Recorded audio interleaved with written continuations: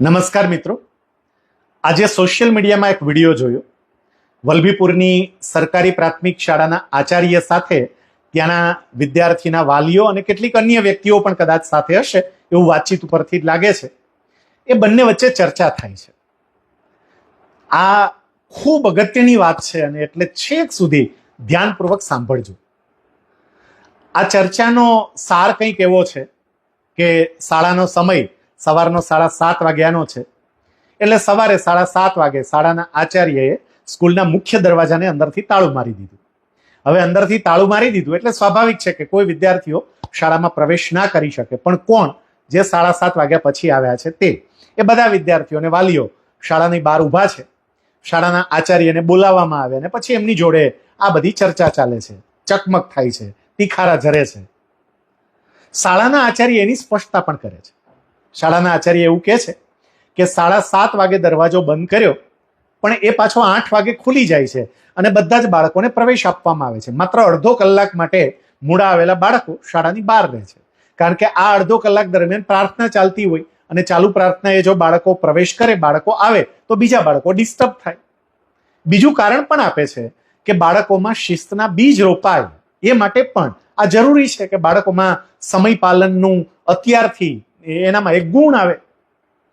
સામેવાળી વ્યક્તિ એની વાત સાંભળવા તૈયાર નથી થતી અને સતત એક જ બાબત કયા કરે છે. એ જે વાત કરે છે વાતનો સાર કંઈક આવો છે કે સરકાર ઢોલ નગારા વગાડીને પ્રવેશોત્સવનું આયોજન કરે, બધાને ઘરે ઘરે કહેવા માટે જાય કે બાળકોને શાળાએ મોકલો. સરકાર શિક્ષણ પાછળ કરોડો રૂપિયાનો ખર્ચ કરે અને તમે છોકરાને શાળાએ આવવા નથી દેતા.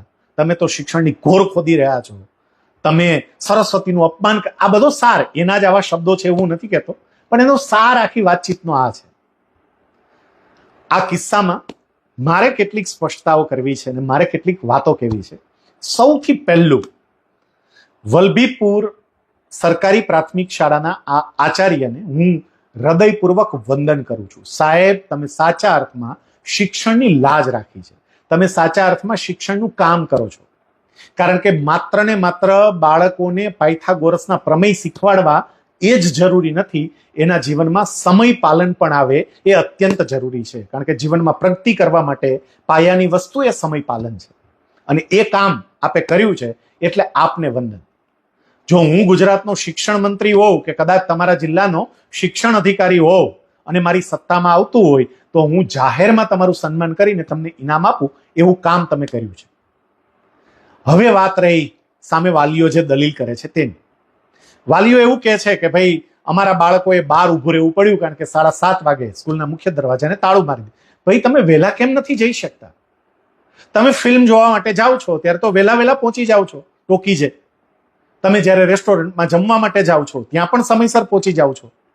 પણ જ્યારે મારા બાળકોને શાળાએ મૂકવા જવાનું છે તો એવા સમયમાં મને મોડું થાય. હા, કેટલાક લોકો એવું કહેશે કે મેં ટ્રાફિકમાં ફસાઈ ગયા, અને વાત પણ સાચી. કદાચ એવું બની શકે કે આવા કોઈ કારણોને લઈને હું શાળાએ મોડો પહોંચ્યો, તો કોઈ વાંધો નહીં. અડધી કલાક ભલે બહાર બેસવું પડે તો બેસવું. કારણ કે બાળકની અંદર શિસ્તના બીજ રોપાય, સમય પાલન બાળકમાં આવે, એ બહુ જરૂરી છે. શિક્ષણ એટલે માત્ર મારું બાળક ગણિત, વિજ્ઞાન, સમાજ વિદ્યા, અંગ્રેજી, ગુજરાતી આવા વિષયોમાં સારા માર્ક લાવે એટલું જ નહીં. સાચું શિક્ષણ તો આ છે કે 7:30 વાગ્યાનો સમય હોય અને 7:30 5 મિનિટની વાર હોય ત્યારે મારું બાળક કે હું શાળાએ પહોંચીએ. એટલે શિસ્ત પાલનની બાબત એ અત્યંત જરૂરી છે. વાલીઓએ આવા આચાર્ય કે આવા શિક્ષક એને ખૂબ મહત્વ આપવું જોઈએ. એમનું સન્માન કરવું જોઈએ. ગામ લોકોએ સાથે મળીને સન્માન કરવું જોઈએ. સરપંચે પણ આવી બાબતમાં આગળ આવવું જોઈએ. આ તો ઘણી વખત એવું બને કે લોકો સામેવાળાની તરફેણમાં આવી જાય કે બાળકોએ અડધી કલાક માટે બહાર ઊભું રહેવું પડ્યું, બાળકો ઉપર આ કેવો અત્યાચાર છે, ફલાણું ઢીકડું, તૂટી જ પડે બધા. આ અત્યાચાર નથી, આ જીવન શિક્ષણ છે. સમજતા બહુ વાર લાગશે, કારણ કે આજે તો કાયદા એવા આવી ગયા ને, બાળકને એક આંગળી પણ નથી અડાડી શકાતી. બાકી મારી ઉંમરના તમામ યાદ કરો, આપણે જ્યારે પ્રાથમિક શાળામાં અભ્યાસ કરતા હતા, જો શાળાએ આપણે મોડા પહોંચીએ ને, મને તો પોતાને એ અનુભવ થયો છે, મારી જેમ બીજા કેટલાયને થયો હશે કે શાળાએ મોડા પહોંચીએ એટલે સાહેબ આપણને વાંકા ઊભા રાખે અને પછી પીઠ ઉપર ફૂટ મૂકે, અને એ પણ પાછી લોખંડની હોય. અને જો તમારું બેલેન્સ જાય અને ફૂટ નીચે પડે તો એ જ ફૂટ લઈને તમને 2 વખત પીઠ પર જોરથી મારે. વાગે, તકલીફ થાય, ઘરે જઈને ફરિયાદ ન થઈ શકે, કારણ કે ઘરે જઈને જો ફરિયાદ કરી હોય ને તો બાપુજી કે બા બે તમાચા આપણને મારે, એ સાહેબને કાંઈ નાખે. અને આજના માતા પિતા આવી બાબતોમાં પણ ફરિયાદો કરવા માટે પહોંચી જાય છે. જો સાચા અર્થમાં બાળકનું હિત ઈચ્છતા હોય, હા કેટલીક વખત એવું બને કે અમુક શિક્ષક વગર વાંકે પણ બાળકને હેરાન કરતા હોય, એવી કેટલીક ઘટનાઓ પણ ઘટે છે અને એમાં શિક્ષકને સજા થવી જોઈએ. પરંતુ બાકીના કિસ્સાઓમાં માતા પિતાએ હંમેશા શિક્ષક અને આચાર્યની સાથે ઊભું રહેવું જોઈએ, કારણ કે આપણે આપણા બાળકનું જેટલું હિત ઈચ્છીએ છીએ ને એ એમના વિદ્યાર્થીનું એટલું જ હિત ઈચ્છે છે. એમના હૃદયમાં પણ પોતાના વિદ્યાર્થીના સર્વાંગી વિકાસ માટેના સપના છે, અને એ સપના ત્યારે જ પૂરા કરી શકે જ્યારે માતા પિતા તરીકે આપણે એને મદદ કરીએ, આપણે એને સહકાર આપીએ, આપણે એની સાથે રહીએ. એનું મનોબળ તોડવાનો પ્રયત્ન ક્યારેય નહીં કરવો. આપણે આવી ઘટનાઓમાં એ કરીએ છીએ. અને આજે કહેવાતા પત્રકારોનો રાફડો ફાટી નીકળ્યો છે.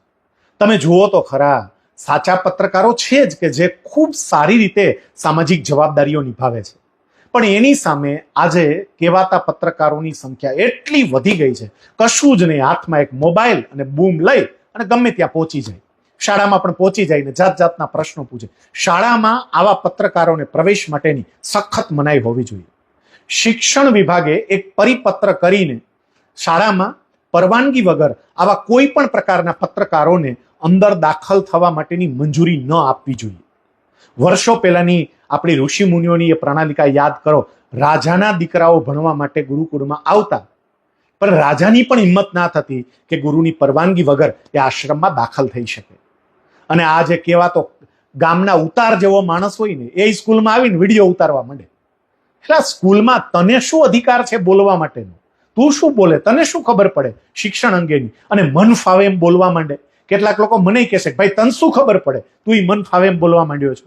પણ યાદ રાખજો મિત્રો, બાળકના સર્વાંગી વિકાસ માટે શિક્ષક અને શાળાના આચાર્ય જે નિર્ણયો લે એ નિર્ણયોની અંદર સાથ આપવો જોઈએ. આ વલભીપુરમાં જે નિર્ણય લીધો છે ને શાળાના આચાર્યએ, ગુજરાતની તમામ શાળા, માત્ર સરકારી નહીં, ખાનગીમાં તો જોકે સમયસર પહોંચવું જ પડે, જાય ક્યાં ત્યાં તો કશી જ દલીલ નથી થઈ શકતી. તમામ શાળાઓએ નિર્ણય લેવો જોઈએ કે મોડા આવનાર વિદ્યાર્થીને શાળાની બહાર ઊભા રાખવામાં આવશે. કેટલાક લોકોને એવું પણ થાય કે સાહેબ તમે સાયકોલોજી સમજતા નથી, જે બાળકને બહાર ઊભો રાખવામાં આવે એ બાળક પછી લઘુતા ગ્રંથિથી પીડાય, એ બાળકમાં જાત જાતના મનોવૈજ્ઞાનિક પ્રશ્નો ઊભા થાય. એકાદ વખત એ બાળક બહાર ઊભો રહેશે ને તો પછી એ બાળકને સમયસર આવવા માટેની પ્રેરણા મળશે. પણ જો એ સમયસર ન આવે અને એનો પક્ષ લેવામાં આવે ને તો એ બાળક કાયમ માટે અનિયમિત થઈ જશે. જે અનિયમિતતા માત્ર એની શાળામાં નહીં, એને જીવનભર નુકસાન કરશે. આ બાબતે ખરેખર વિચાર કરજો. ફરીથી આ વલભીપુર સરકારી પ્રાથમિક શાળાના આચાર્ય સાહેબ, આપને વંદન. અને આવું કામ કરનારા તમામ આચાર્યો, તમામ શિક્ષકો વંદન. આપનું કામ આપ ચાલુ જ રાખજો, કારણ કે તમે સાચા અર્થમાં શિક્ષણની સેવા કરો છો અને શિક્ષણનું કાર્ય કરો છો. આપનો દિવસ મંગલમય રહે. જય સ્વામિનારાયણ. જય હિન્દ.